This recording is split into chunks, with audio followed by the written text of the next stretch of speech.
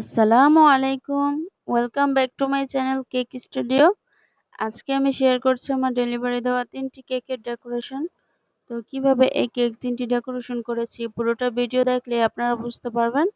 তো চলুন ভিডিওটি শুরু করছি। এই কেকটি ছিল ১.৫ পাউন্ডের মধ্যে। কেকটি ছিল ভ্যানিলা কেক। তো এবার আমি এই কেকের মধ্যে কিছু রোজেট তৈরি করে নিচ্ছি। এখানে আমি 1M নজেলটা ব্যবহার করেছি। এই রোজেটগুলো তৈরি করা খুবই সহজ। হাতটাকে একটু ঘুরিয়ে নিলে এক একটি ফুল তৈরি করে নেওয়া যায়। তো আপনারা স্ক্রিনে লক্ষ্য করলেই বুঝতে পারবেন কিভাবে ফুলগুলো করে নিচ্ছি। তো এই কেকের নিচের সাইডে দিয়ে আমি রোজেটগুলো দিয়ে দিয়েছি। তো এবার আমি একটি রোজ তৈরি করে নিচ্ছি। এখানে আমি একেবারে ছোট সাইজের একটি রোজ নজেল নিয়েছি। এই নজেলের কোনো নাম্বার লেখা ছিল না। তো এবার আমি একটি রোজ তৈরি করে নিয়েছি। তো এই রোজটাকে আমি কেকের উপরে বসিয়ে দিচ্ছি সামান্য একটু ক্রিম দিয়ে। তো এবার 1M নজলটা দিয়ে আমি দুই সাইডে দুটি ফুল দিয়ে দিয়েছি। তো এবার একটি ক্রাউন বসিয়ে দিয়েছি কেকের মাঝখানে। ক্রাউনটা দেওয়ার পর কেকের লুকটাই চেঞ্জ হয়ে গিয়েছিল। তো এবার কিছু সুগার বল অ্যাড করে দিয়েছি, হোয়াইট সুগার বল। তো সুগার বল দেওয়ার পর কেকটা দেখতে আরো বেশি সুন্দর লাগছিল। কেকের সাইডে আমি সুগার বলগুলো অ্যাড করেছি। তো এবার আমি ক্রাউনের মাঝখানে একটি ক্যান্ডেল বসিয়ে দিয়েছি এবং নাম লিখে দিয়েছি।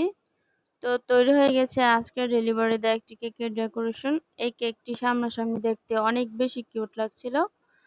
চোখই সরাতে ইচ্ছে করছিল না কেকটা দেখে। তো এই কেকটি ছিল ১ পাউন্ডের মধ্যে।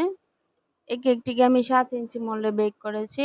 এটা ছিল চকলেট ফ্লেভারের কেক। আবুটা বলেছিল একটু ফ্ল্যাট করে তৈরি করে দিতে।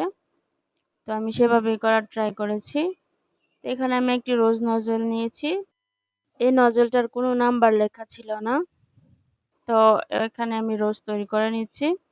এই রোজটা তৈরি করে নেওয়া খুবই সহজ। আপনারা স্ক্রিনে লক্ষ্য করলে বুঝতে পারবেন কিভাবে করে নিচ্ছি। তো এখানে আমি রোজটাকে বেশি বড় করব না, ছোট ছোট করে এই রোজগুলো রাখবো। এক সাইডে ৩টি করে রোজ বসিয়ে দিচ্ছি।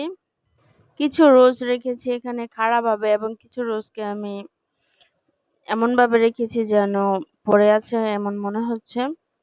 তো রোজগুলো তৈরি করা কমপ্লিট। এবার আমি কিছু লিফ তৈরি করে নিচ্ছি সেম কালারেরই। এখানে আমি কোনো নজেল ইউজ করিনি। পাইপিং ব্যাগটাকে বিশেপ করে কেটে নিয়ে রোজগুলো দিয়ে দিয়েছি। তো এবার আমি চকলেট গানাশ দিয়ে দিচ্ছি। এখানে আমি পাইপিং ব্যাগের মধ্যে চকলেট গানাশটাকে ভরে নিয়েছি। তো এবার আমি ফুলগুলোর সাইডে দিয়ে দিচ্ছি। দুই সাইডে আমি চকলেট গানাশটা দিয়ে দিব। তো গানাশটা দেওয়ার পরে কেকটা দেখতে আরো বেশি ভালো লাগবে।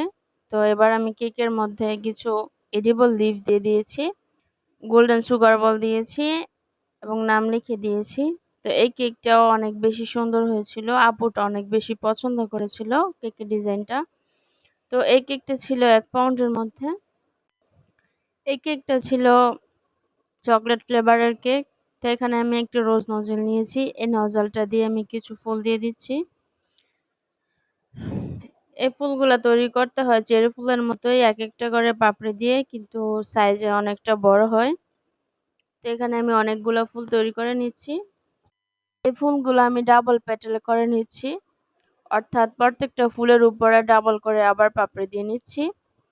তো যারা আমার চ্যানেলে নতুন আসছেন প্লিজ আমার চ্যানেলটিকে সাবস্ক্রাইব করে দিবেন এবং পাশে থাকা বেল আইকনটি প্রেস করে দিবেন নতুন নতুন সহজ এবং সুন্দর ভিডিওগুলো দেখার জন্য। আর যারা ফেসবুক পেজ থেকে দেখছেন তারা আমার পেজটাকে ফলো দিয়ে দিবেন। এই কেকটি একটি ভাইয়া অর্ডার করেছিল তার ওয়াইফের বার্থডেতে। তো তিনি এর আগেও আমার থেকে অনেকগুলা কেক নিয়েছে। তিনি ছিল আমার রিপিট ক্লায়েন্ট। তো ভাইয়াটা বলেছিল, আপু আপনার পছন্দ মতো একটি ডিজাইন করে দিন।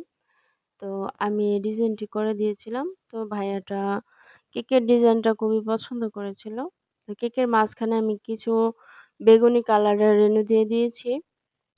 ফুলের মাঝখানে রেনু দেওয়ার জন্য ফুলগুলা দেখতে অনেক বেশি সুন্দর লাগছিল। এবার পাইপিং ব্যাগের সাহায্যে আমি কেকের উপরে চকলেট গানাশ দিয়ে দিয়েছি। পাইপিং ব্যাগের সাহায্যে গানাশটা দিলে এদিক সেদিক কোথাও ভরে যাওয়ার চান্স থাকে না। তো সেম নজলটা দিয়ে আমি নিচে সাইডে একটি বর্ডার দিয়ে দিয়েছি। তো বর্ডারটা দেওয়ার পর কেকটা দেখতে আরো বেশি সুন্দর লাগছিল।